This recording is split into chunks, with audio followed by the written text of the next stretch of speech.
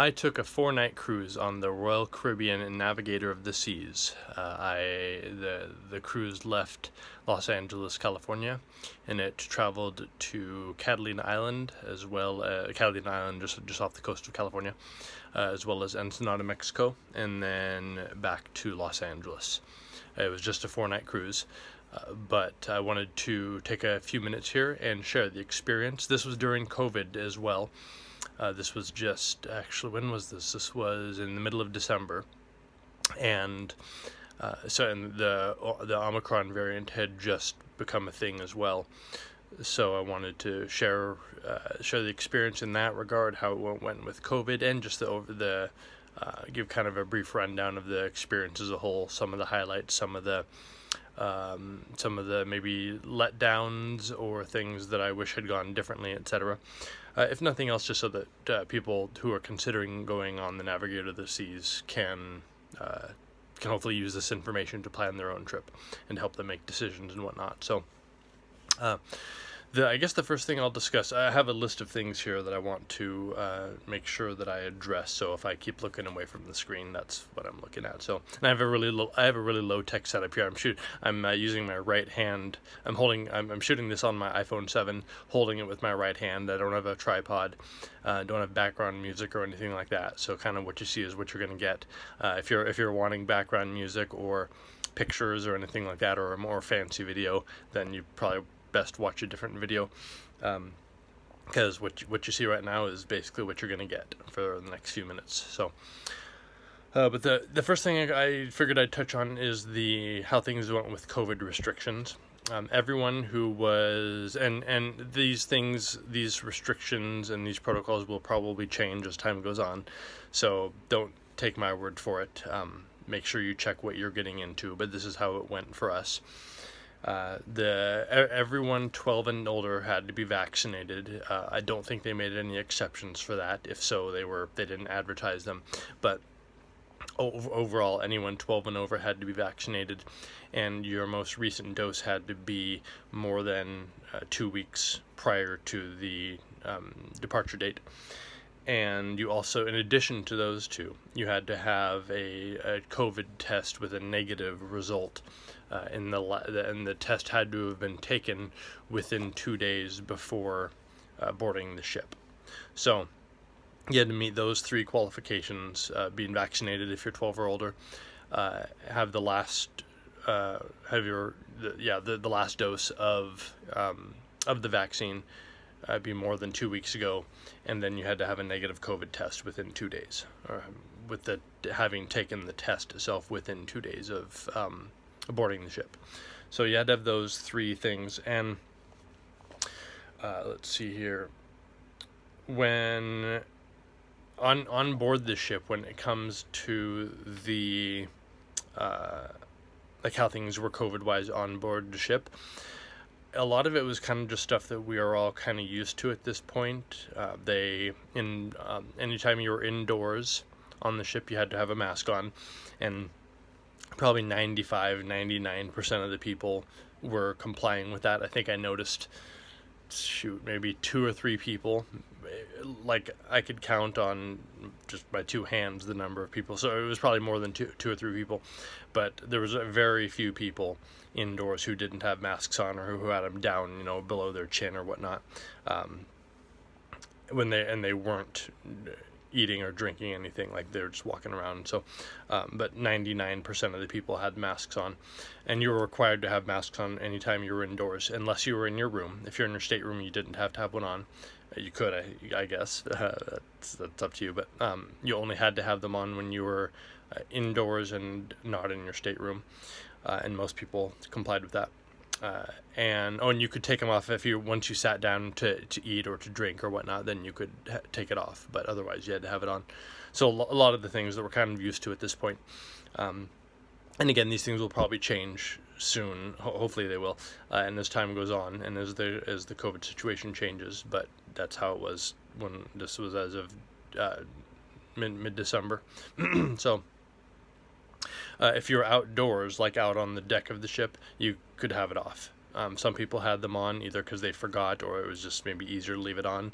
Whatever, they can do whatever they want, but you didn't have to have it on when you were out in the open air. So, and there were 2 places on board, I think, if I remember correctly, where maybe 3, but 2 that I can kind of remember where you didn't, where you had to be vaccinated regardless. One of them, I think there was an adults only lounge, adults meaning 16 and over. I think it was called the Solarium. It wasn't a lounge. It was more just like there was a pool and some lawn chairs or deck chairs, a bar, etc. So not a lounge like bar like lounge, but rather just a relaxation area with the pool and lawn chairs. And you had to be 16 or older to go into that, so you had to be vaccinated. I think there was also one restaurant, but I forget which one. I think it mentioned it online though, where you had to be vaccinated. Period. I don't remember if they allowed young people into that restaurant, but I think there was one restaurant where you had to be vaccinated. Period. And I think there may have been one other place, but if so, I don't remember where it was. So 95% of the ship, you could either be vaccinated or be 12 or under 12 and be not vaccinated. So that's how it was most of the ship. So and the next thing I guess I'll discuss is maybe some of the challenges that we came across, especially with regards to the COVID situation. When we got there, so I took a different cruise a few years ago through Royal Caribbean on the Allure of the Seas, and this was before COVID was a thing. And I remember the check-in, for the most part, the check-in being fairly straightforward. Like there were signs telling you where to go and whatnot, and there wasn't much confusion in that regard. I remember this trip, when they dropped us off, when our driver dropped us off at the port to board the ship, there was a little bit of confusion. Like there were no signs telling you where to go. Luckily, a porter came up to help us with our luggage, and he guided us through. He told us where to go. He hung out with our luggage while we signed in, etc. So he was helpful, but there weren't any signs or anything telling us where to go, what to do, etc. So if we hadn't had our porter helping us, then we would have had to just ask around and get help that way, because I don't remember there being any signs. Once we were pointed in the right direction, they did tell us where to go, but it was still just that initial. Again, I could see how someone, if they weren't approached by a porter, there would be maybe some confusion at first, knowing where to go, who to talk to, etc. We managed to get through that fairly, and overall, that once you got pointed in the right direction, in comparison, let's see here. So the Allure of the Seas Royal Caribbean cruise that I took several years ago, the check-in and boarding process took maybe half an hour, we'll say, and this time it was maybe 45 minutes, so maybe an extra 15 to 20 minutes or so of checking your stuff and rechecking your stuff. They had a few people check your vaccination card to confirm that you're vaccinated. That was checked 2 or 3 times, etc. So a few extra protocols and procedures, but overall it took just an extra, all in all, probably an extra 15 minutes, maybe 20 to do that. So at the end of the day, it wasn't a big deal. And once you were on board, I don't think they checked it a single time, from what I remember. So that wasn't a big deal. Once you're on board, though, one of the biggest things that stood out to me COVID-wise was in one of the main buffets is called the Windjammer, and overall it was fine. The food was good and everything, but 2 things that stood out to me were about half of the tables were sectioned off, so you couldn't use them, assumedly to allow for for distancing and whatnot between groups, which is fine. The problem was that that made it so that half of the tables in that dining room or in that buffet area were not available at a given time. I don't know if they opened up more tables during the peak times, because I don't think we ever went in there during the peak times, but every time I went in there, the half of the tables were closed off. And I remember there was one time where luckily it was just me. That time, none of the other members of my group were there. It was just me this one time. But there was one time where I went in and I walked around the place almost either 2 or 3 times to find a table. Eventually found no, I didn't find it. I had to share a table with another party. Luckily there were some long tables, and one of those long tables had a group of 2 people at one end, so I just took the other end, and it was just me and those 2 at the other end. So we had we were sharing a table, but we had about 7 to 10 feet of space in between us. So, and they didn't seem to care. So I didn't ask permission. I just did it. That was really that was like the only space I could find. So, so the lack of tables there was a bit. It was a minor inconvenience, but an inconvenience nonetheless. Especially, I don't. Again, like I said, I don't know how they handled it during the peak time. If they didn't open up more tables, then I don't know what. I hope they opened up more tables, because if not, then they would have had a bit of a situation there. A lot of people and no tables. So, and the only other thing, though, like the only other main thing was, instead of getting the food yourself, about half the time someone else had to get it for you, which at the end of the day wasn't a big deal. Sometimes it just took an extra 5 seconds, maybe 10 seconds to get your food. So at the end of the day, whatever, that's a first world problem. So, but that was different on the Allure of the Seas, the one several years ago.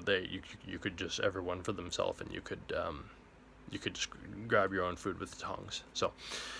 Those are the main differences COVID-wise that I noticed. I'll also take a few minutes to address some of the downsides of this cruise. Again, not to complain, but just more so to inform anyone who's considering going on Royal Caribbean, and specifically the Navigator of the Seas, just so you kind of are aware of these things.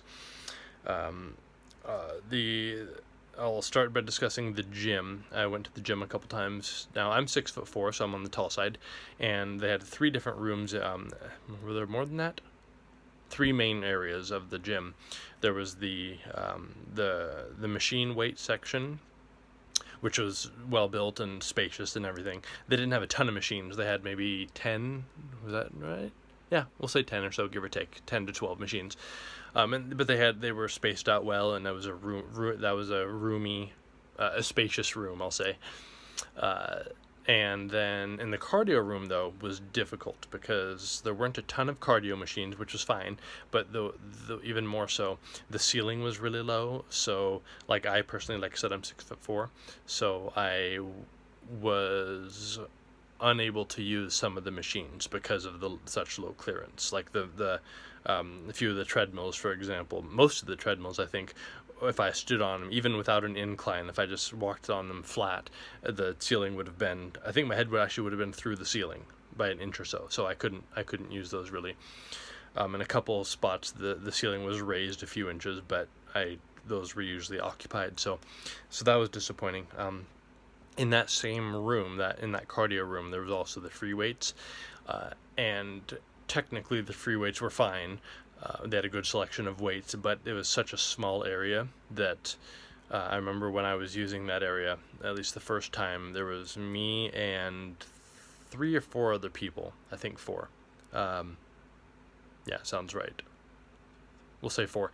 And we were cramped, like we were having to work around each other, and it was a really small space. Even for 2 people. For 2 people, it might have been okay. But for 4, it was super cramped. They had another room where it was more of a studio, where you'd typically have like a fitness class, where it was like hardwood with mirrors, etc.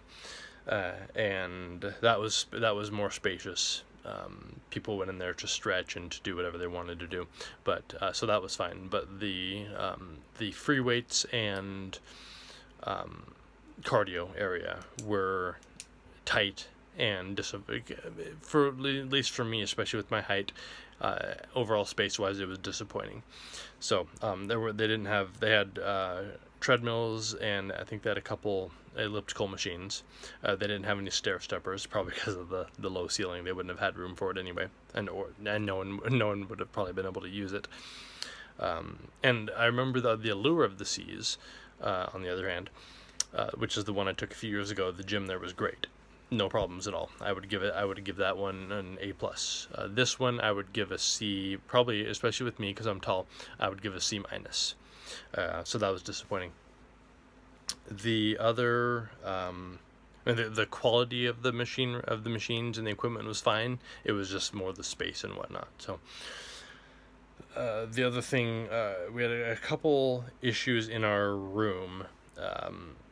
Overall it was fine, but there were definitely signs of wear and tear on the ship, including in our room. Long story short, our air conditioning unit had to be replaced. The first day I got in and I turned it on, and the air was trickling through, so I thought it was fine. So since I thought it was fine, I just went out of sight, out of mind, and went on with the day. Didn't find out until the second or third day that it had stopped working since I checked it. At some point between my checking it and later on, sometime after that, and then within a day or so after that, it just flat out stopped working, and I wasn't aware of that. So I had a little bit of trouble sleeping a couple of the nights because we didn't realize that, and so it got warm. Eventually, I figured out that it wasn't working, and I think the second, it was either after the second or the third night. So I think it was the third day we finally realized what was going on, and this was after, I think on the second night we slept with the door open. I think one of the nights we did, I think it was the second night, had to sleep with the door open because it was so stuffy. And then the next day, and it was that time that we realized that it wasn't working, or that it seemed to not be working, but by then it was late at night, so we just decided to sleep with the door open and deal with it tomorrow.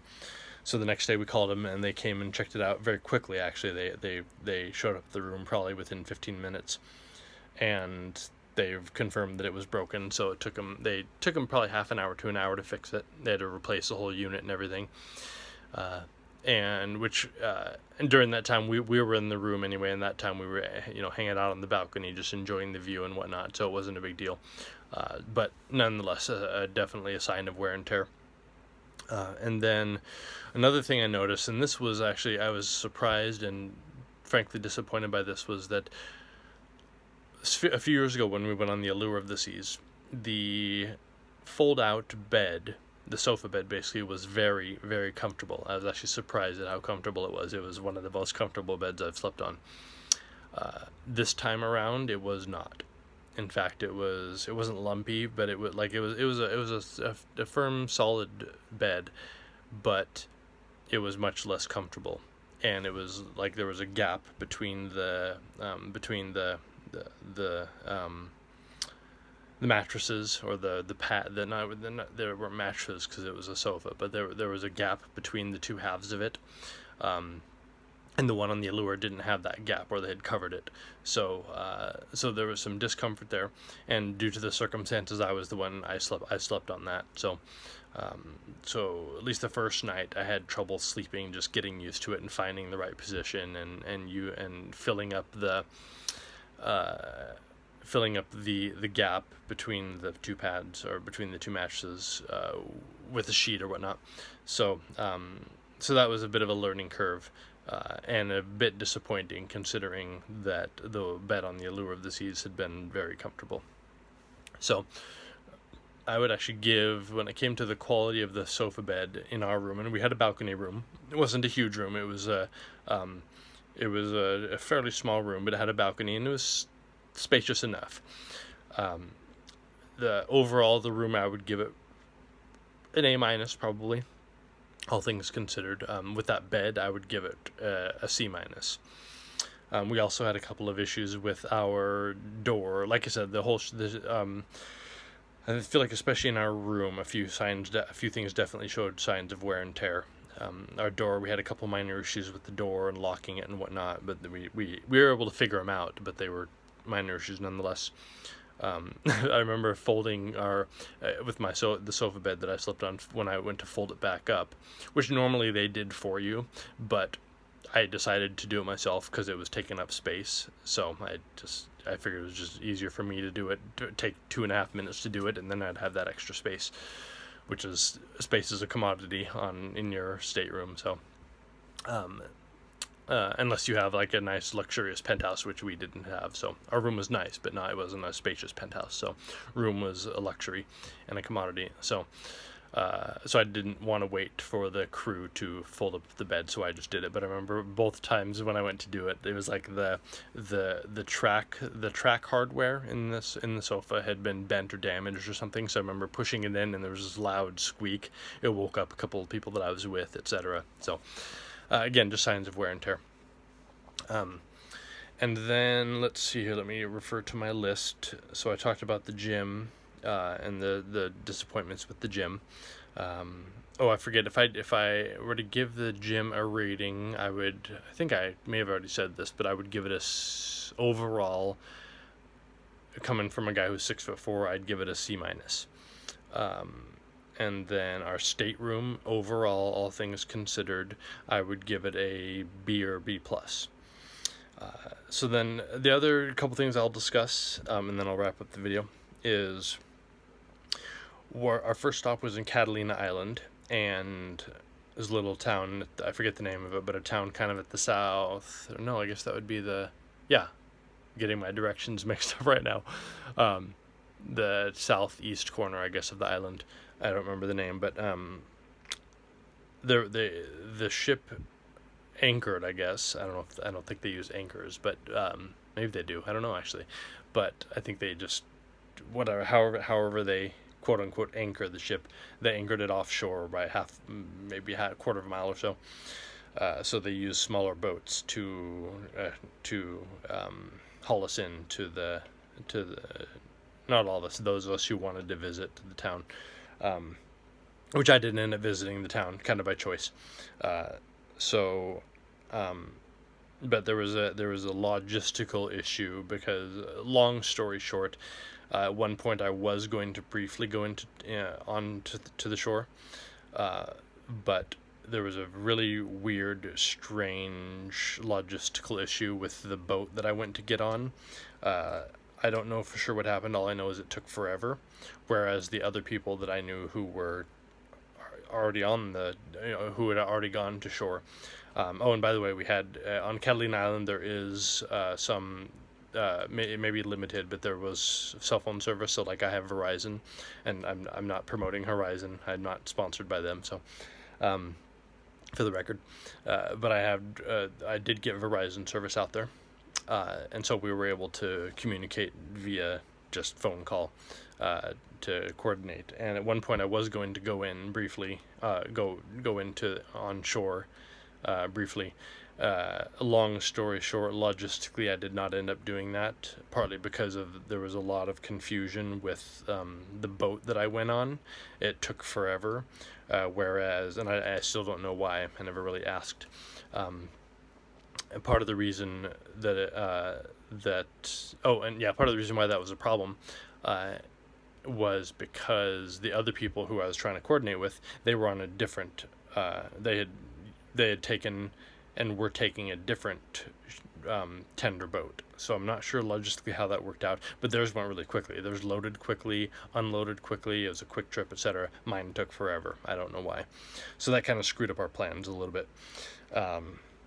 Actually, that screwed up our plans for that day at least. It screwed them up significantly, more so actually than I had thought about. So there was that inconvenience. And then one of the specialty restaurants that we went to, normally all the food on board, if you've been on a cruise, you may know this or remember, usually, at least in my experience and the experience of those that I've talked to, the food is great. 95% of the food is great, whether you go to a specialty, especially in the specialty restaurants, but even in just the buffet areas, the main restaurants, all the food is good. In the specialty restaurants and in the main dining room, it's even better. And that's kind of what I'd gotten used to. So they have a seafood restaurant on board Navigator of the Seas called Hooked, and we were excited to go to it, and we were let down. Our waiter was great, the service was great, but about half of the food was let down. For example, the crab cakes I ordered, I was excited for them because I'm typically a big fan of crab cakes, and I've had really good ones in the past. The crab cakes were kind of dull and boring. Same with the ceviche. I've had really good ceviche before, and their ceviche was kind of a letdown as well. And we also ordered, I think, some crab and lobster. I think we ordered lobster. The lobster was fine, especially if you dip it in butter. It was good, and the oysters were really good. One of the people in our party ordered oysters, and they were really good. So half of the food was good, but half of it was kind of dull and boring. And they had a seafood macaroni, which was like the best macaroni I had ever had. Someone also ordered it, and I tried some when they were done, and it was really good, so I had the rest of it. And the thing is, it was kind of a catch-22, because typically, so I've been on a couple cruise lines. I've been Royal Caribbean, and I've been on Norwegian, and so I've been on 3 cruises total. On each of them, you can order whatever you want, and as much of it as you want. So if you order something and you like it, you can get more, as much as you want. If you don't like something, you can get something else. It's all included. You can get as much as you want of whatever you want. You could order one of everything on the menu if you wanted to. People usually don't, because they wouldn't be able to eat it all, and it's maybe a waste of time and a waste of food. But in theory, you could. So it's kind of a catch-22, because we weren't enjoying the food as much as we'd hoped, and we were also getting full. So it was like, well, we could order something else, but that'll also take longer, and we're getting full. And this was before dessert even, so kind of funny. So yeah, it was a bit of a catch-22. The dessert, if I remember right, was great, but the food, the main courses and the appetizers were, they left something to be desired. It's actually funny, because one of the members of my party, it was their birthday. This would make sense in any other restaurant, but at the end of that meal, they brought my friend an extra dessert, and at that point we had already had all the food and dessert we wanted, and then they brought us another dessert. It was just kind of, normally restaurants will do that if it's a per item price, and they'll bring you a dessert for your birthday or whatever. But this time it was just weird. We didn't say anything, but it was just really weird. Like, we've already eaten, we've already had all the dessert we want. If we wanted more dessert, we would order more. But they brought us another dessert. So it was just, under the circumstances, all things considered, it was weird for them to bring us another dessert when we hadn't ordered anything else. Because like I said, it was all included. Everything was included, and so you could order whatever you want, and you were paying the same price. So it was kind of weird that they brought us that extra dessert that we didn't ask for and we didn't really want. And it wasn't even as good as the other desserts we'd had. So that was kind of weird. But whatever, I guess they're doing their best. So, but it was still kind of like, just kind of weird. But so yeah, overall the food in Hooked. So in other words, if I were to go on the Navigator of the Seas again, I probably wouldn't go to Hooked again. I'd choose another specialty restaurant. So, really the only other, the main other issue that we noticed, one of the bigger issues, was there were some language barriers. Most of the people on board speak good English, enough that you can communicate with them. A couple of the people, especially including one of our waiters in the main dining room, he had such a heavy accent, and he spoke so quickly that we had a hard time understanding him. Like, it was near impossible to understand, and we got like every second or third word, and it was hard to understand him. So we didn't encounter that much, only a couple times, but it stood out at one point where it was like, oh, we just want this guy. I felt bad for the guy in a way. But so it seems like language barriers are not common, but they do happen nonetheless. So, but yeah, a couple of us noticed that, about one guy in particular, but about a few people, or just in general occasionally, but specifically about one guy. So, in Ensenada, Mexico, when we went on shore, there was, again, kind of a lack of signage, a lack of knowing where to go. Long story short, we ended up just walking towards town. We were still in the port, but we started walking towards the town. Ended up asking someone where to find a taxi. They pointed us towards the end of the road. They pointed out a couple yellow taxis. And so we started walking that way, and then a minute later, another guy approached us. They weren't just like random people on the street. It seemed like they worked there, or they were part of the port service, basically, or so it seemed. And a guy who walked up to us and asked us if we were looking for a taxi.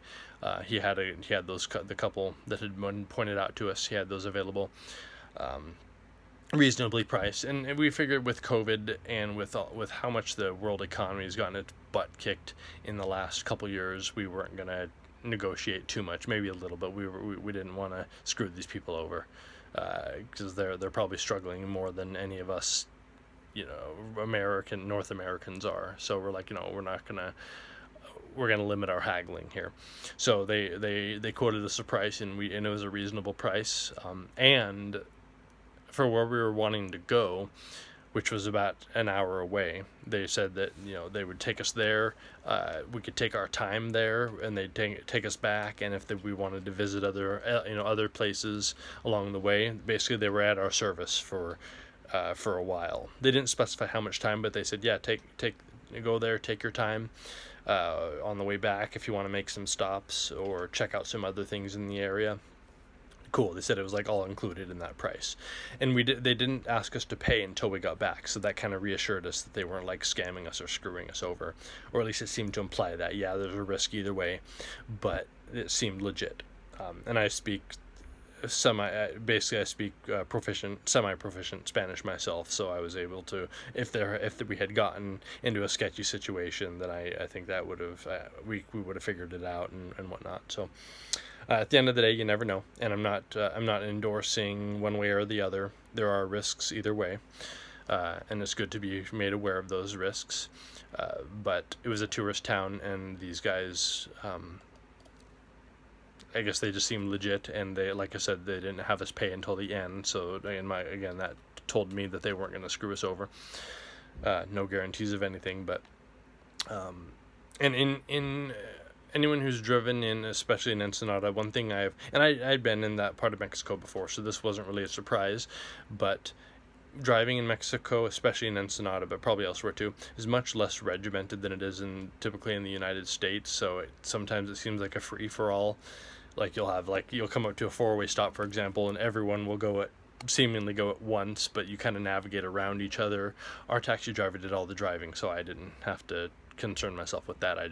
And he knew what he was doing because he lived there, so he knew how to handle himself and how to handle his driving and whatnot. So, but it was kind of interesting to see just the driving culture there and how arguably different it is from like here in the States. So, just something to be aware of. But overall, that was a good experience. Aside from the minor confusion at first, not knowing where to go for taxis or whatnot. So, but overall, that was a good experience.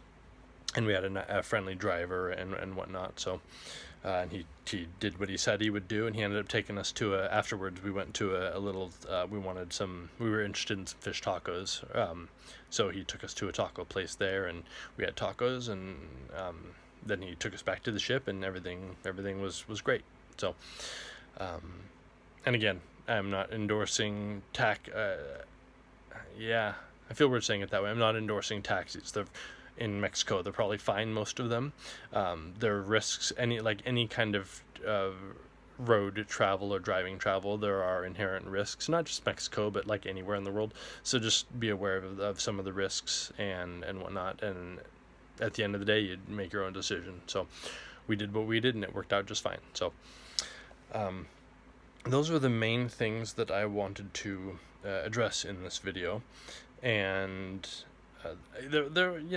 no vacation is going to go perfectly. There's going to be maybe minor hiccups along the way. You figure them out. At the end of the day, whatever.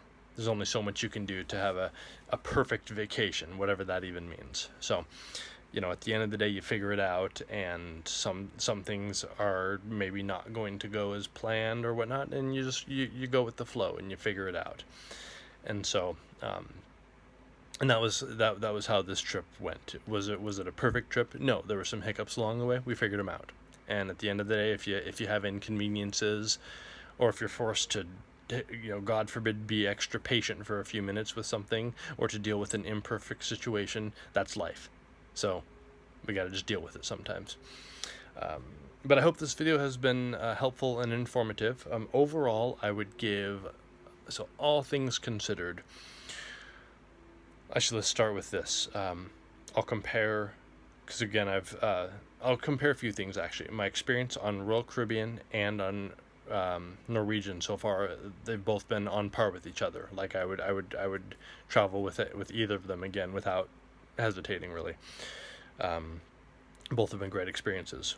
When it comes to Royal Caribbean, Allure of the Seas, that was the first one I did a few years ago. I would give that one, overall, I would give it an A plus. We had had a couple minor hiccups along the way, but they were resolved fairly quickly, and so all things considered, I would give that trip and maybe even an A plus, but I'd give it an A. This trip, all things considered, I would give a B. I'll say a flat B, because there were a few things along the way, but all things considered, yeah, I'd give it a B. Would I travel in the Navigator of the Seas again? If I found like a good price or something like that, yes.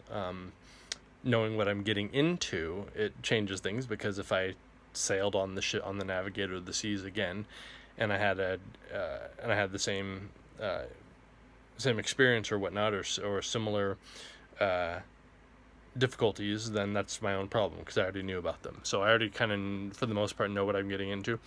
So I would do it again. I don't think I'd pay full price for it. I'd want to find a less expensive cruise or whatnot, or something like that, or a discount. And that's because of the ship itself. That's not because of the cruise line or anything. That's just that ship. I'd want maybe a less expensive cruise, or a discounted cruise or something. So all things considered, would I sail on that ship again? Yeah, I would. Would I sail on Royal Caribbean again? Yes, I would. I prefer maybe a bigger ship, more spacious ship, etc. Maybe a newer ship, but all things considered, yeah, I wouldn't hesitate to cruise with them again. So, if you have any questions, go ahead and leave them in the comment section. If I see them, I will try and get to them within a reasonable amount of time. Again, I've only been on I've been on 2 Royal Caribbean cruises and 1 Norwegian, so I may not be able to answer all of your questions, but if you have any, I'll address them as good as I can. And I hope this video has been helpful. If nothing else, like I said, helping you to maybe plan an upcoming or future vacation. And I hope this has been enjoyable. Thanks. Take care.